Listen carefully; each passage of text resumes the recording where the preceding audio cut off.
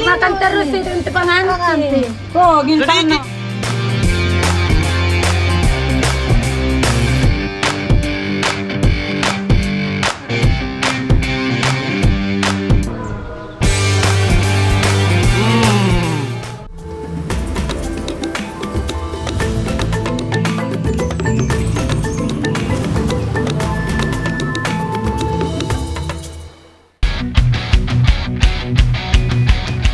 Bhinneka Tunggal Ika bukanlah semboyan semata, namun menggambarkan keberagaman suku-suku yang ada di negara Indonesia.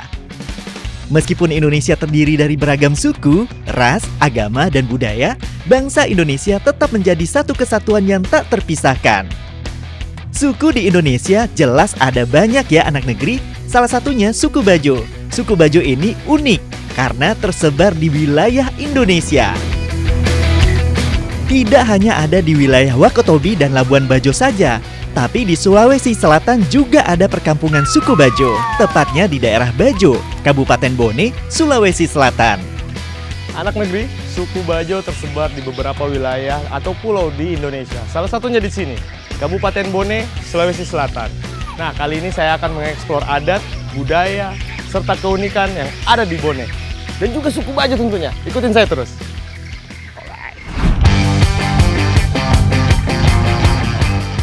Suku Bajo yang sudah lama tinggal di sekitar pesisir pantai daerah Bajo sama seperti suku Bajo di daerah lain. Mereka kebanyakan merupakan nelayan yang sangat ulu mengarungi lautan. Tidak heran kalau di sekitar pesisir kampung ini banyak perahu nelayan yang bersandar. Biasanya, nelayan suku Bajo ini akan menangkap ikan di pagi hari dan pulang di sore hari. Apa dibikin rumah Bapak? Oh, ikan-ikan? Habis laut? Oh, Pak! Ada ikan tak? Wah. Mau ke sana? Ya. Niat bertanya malah dapat perintah. Nggak apa-apa, soalnya aku juga penasaran nih, katanya ikan ini untuk acara adat pernikahan suku Bajo. Nah, kakak buru-buru ya, mau bawain dulu nah. Ya. Langsung saja kita menuju rumahnya. Rumah di perkampungan suku Bajo ini hampir mirip semua. Rumah ini rata-rata jenis rumah panggung. Waduh, sudah keliling kampung tapi belum ketemu nih. Kalau begini sudah kayak lomba lari saja.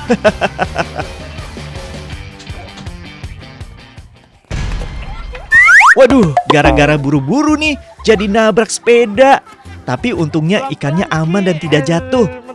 Di mana orang pengantin? Di mana? Situ? Iya. Oh ya,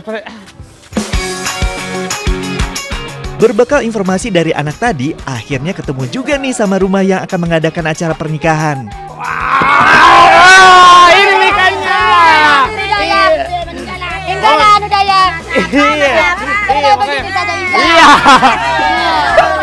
Di laut. Oh, di laut. Iya, iya. Bajonya bilangnya kesapa. Iya, Kesapa. Lawa merupakan makanan khas dari Bajo, Sulawesi Selatan. Karena suku Bajo ini berada di daerah Bone, maka tidak heran kalau makanan lawa ini harus ada di setiap acara adat dan pernikahan suku Bajo. Makanan ini aslinya bernama lawa bale atau lawa ikan. Biasanya ikan yang dipakai itu ikan laut yang tidak terlalu besar. Seperti ikan yang ini, uniknya lawa bale ini merupakan makanan yang tidak digoreng, dibakar atau ditumis. Ikan yang dipakai pun harus ikan mentah. Saya ke anak negeri, kali ini kita akan masak masakan khas dari suku Bajo, ya kan? Iya ya. Nah, makanan ini biasanya ada dalam acara adat maupun pernikahan seperti ini. Nah, kita masak apa? Masak lawa. Masak lagi, potong-potong lagi. Nah, nanti saya bagian makan saja. Potongan ikannya kita rendam dengan air garam. Setelah itu dicuci bersih. Selanjutnya potongan ikannya kita tambahkan cuka secukupnya. Setelah ditambahkan cuka, barulah potongan ikannya diaduk dan diremas-remas seperti ini. Tujuannya agar menghilangkan bau amis pada ikan. Lanjut, kita tambahkan jeruk nipisnya. Dengan menambahkan cuka dan jeruk nipis ini, dapat membuat lawa bale ini menjadi awet dan tahan lama. Tante, kalau bikin lawa seperti ini bisa bertahan berapa lama? 3 hari. 3 hari? Terus apa yang bikin dia bisa awet, Tante? Cuka. Ada cukanya sama jeruk, makanya dia awet 3 hari. Oh. Yang tidak boleh ketinggalan yaitu parutan kelapanya. Kelapa yang sudah diparut ini tidak langsung dicampurkan ya, tapi harus disangrai dulu sehingga kelapa parutnya berubah warna menjadi kecoklatan. Sangrainya jangan terlalu lama ya, nanti parutan kelapanya jadi gosong lagi. Setelah disangrai, baru deh kita tambahkan parutan kelapa sangrainya. Aduk hingga daging ikannya tertutupi dengan parutan kelapa. Langkah terakhir, baru kita tambahkan potongan cabainya. Nah, ini dia lawa bale atau lawa ikannya sudah jadi. Makan terus itu pengantin. Oh, gimana? Tenang, gak bakalan dihabisin kok. Soalnya lawa bale atau lawa ikan ini akan dimakan ketika acara adat penurunan bendera ula-ula setelah acara resepsi pernikahan. Namanya saja masak untuk acara pernikahan. Pastinya masakannya tidak hanya lawa, tapi beraneka ragaman masakan lainnya.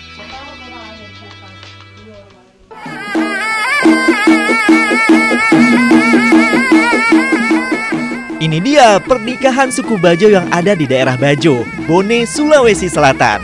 Memang sekilas seperti pernikahan pada umumnya, tapi tentu saja ada yang berbeda anak negeri. Ada proses dan tahapan yang harus dilakukan oleh kedua mempelai maupun keluarga yang mengadakan acara.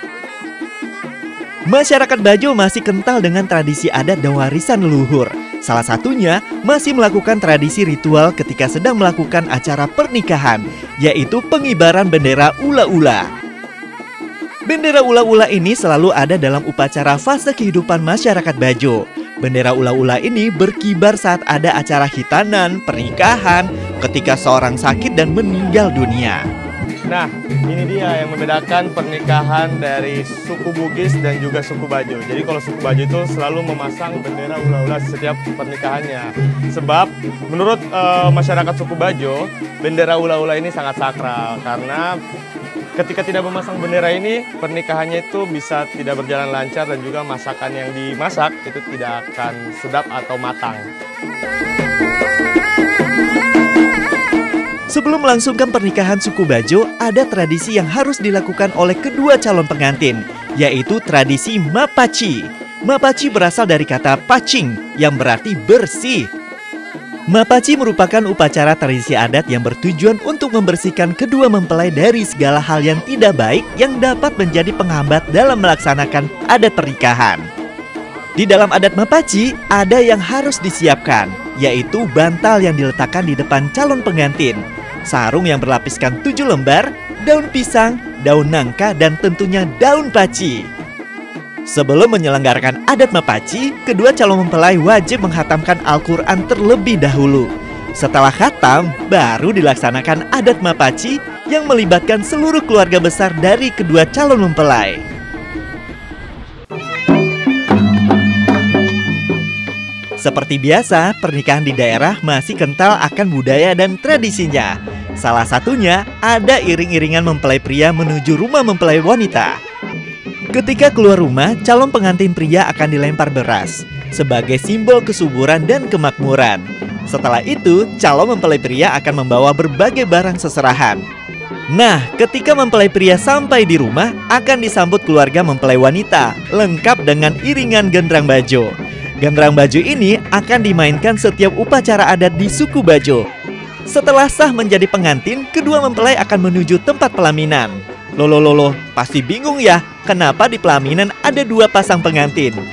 Daripada gosip yang tidak jelas, sini deh aku jelasin, biar nggak salah paham. Jadi gini anak negeri, sudah tidak aneh kalau di pernikahan suku Bajo ini ada 2 pasangan pengantin dalam satu pelaminan. Biasanya yang menikah itu masih bersaudara. Jadi untuk membuat acara ini meriah, maka digabungkan dalam satu pelaminan.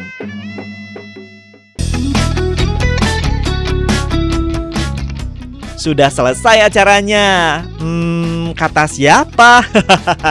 Setelah acara resepsi pernikahan, ada upacara ritual yang tidak boleh terlewatkan oleh kedua keluarga, yaitu penurunan bendera ula-ula. Biasanya, penurunan bendera ula-ula ini harus menunggu persetujuan dari Ketua Dewan Adat Suku Bajo. Bendera ula-ula ini berbentuk menyerupai manusia. Ula-ula sendiri merupakan perwujudan dari sang leluhur suku Bajo. Setelah penurunan bendera ula-ula, biasanya keluarga pengantin akan makan lawa bale bersama-sama.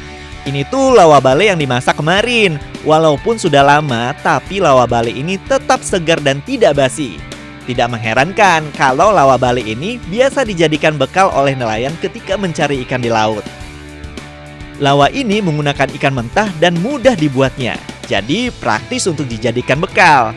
Langsung saja deh kita coba. Anak negeri, lawa ini rasanya itu kayak asin-asin sedikit ya tante. Asin, asam, lengkap. Lengkap pokoknya, segar pokoknya di mulut. Karena ada campuran dari cuka dan juga jeruk nipisnya. Makanya itu rasanya, ada kelapanya juga. Wah, makanya gurih sekali anak negeri. Apalagi kalau dilihat sepintas kayak gini, mirip-mirip seperti sashimi yang ada di Jepang. Dimakan mentah juga nih. Nah, kayak enak sekali nih, coba. Apalagi dibawa pergi melaut. Tuh Ari.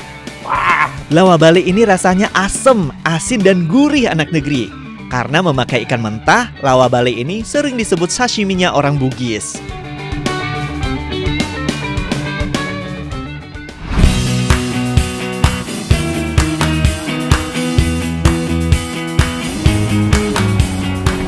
Laut adalah lahan kehidupan bagi masyarakat suku Bajo di Pulau Sulawesi. Apabila suku Bugis dan suku Mandar dikenal sebagai pelaut yang tangguh, namun suku Bajo mengambil peran sebagai nelayan yang terampil. Karena dari hasil kekayaan lautlah masyarakat suku Bajo menggantungkan hidupnya. Akhirnya kita sampai nih. Sekarang saatnya kita beraksi. Jadi sekarang kita sudah mau mencari teripang bersama dengan silopku dari suku Bajo. Ya toh? Ya, oke, kita cari dulu sini. Pakai dulu nih.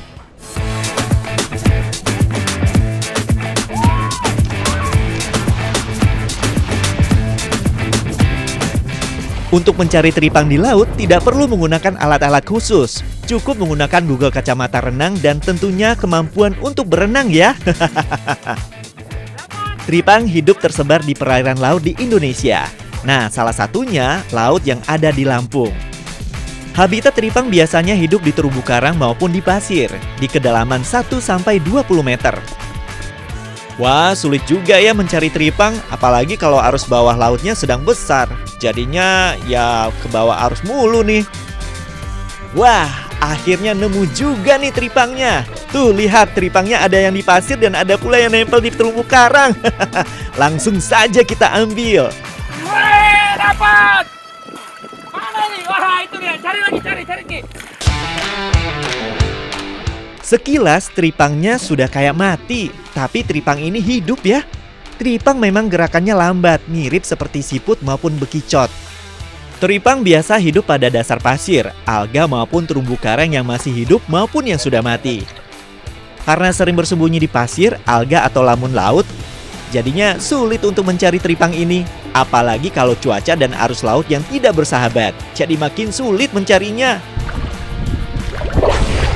Nah, ini dia menjadi salah satu kesulitan dalam mencari teripang karena biasanya teripang ini akan bersembunyi di antara pasir dan juga rumput laut.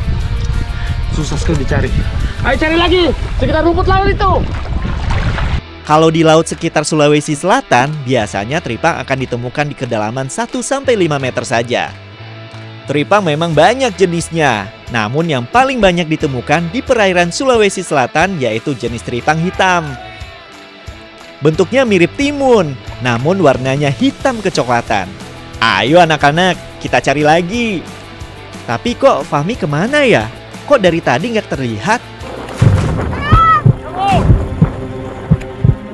Waduh, ternyata Fahmi keram. Harus cepat ditolong nih. Walaupun anak-anak suku Bajo pintar berenang dan menyelam, tapi kalau kaki sudah kram, harus cepat ditolong. Maka persiapan sebelum melaut itu penting. Jangan sampai terjadi hal-hal yang tidak diinginkan. Ingat, keselamatan tetap nomor 1. Ini dia salah satu tantangan dalam mencari teripang ya. Biasanya tuh ada keram kayak gini. Makanya sebelum melakukan atau mencari teripang, sebaiknya kita pemanasan dulu. Itu harus pemanasan dulu baru cari teripang. Naik. Ya sudah, kita langsung pulang ke daratan saja. Kebetulan teripang yang sudah kita cari sudah cukup banyak.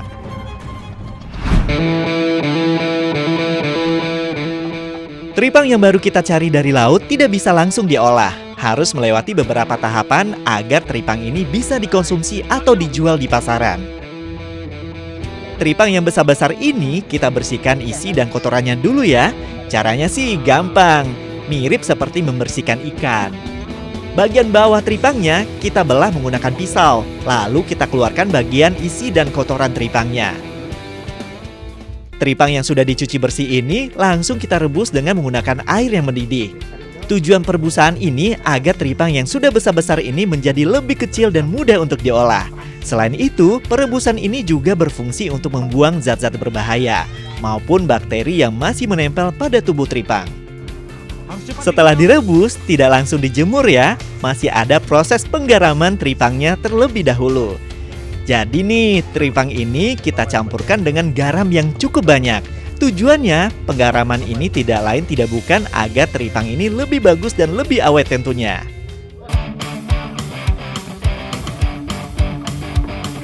Setelah direndam dengan air garam selama 3 hari, terakhir baru kita masuk ke proses pengeringan. Teripang-teripang yang sudah direndam ini kita jemur di bawah sinar matahari langsung. Penjemuran ini mirip seperti penjemuran ikan asin. Bedanya, teripang ini membutuhkan sinar matahari terik dan waktu penjemurannya lebih lama.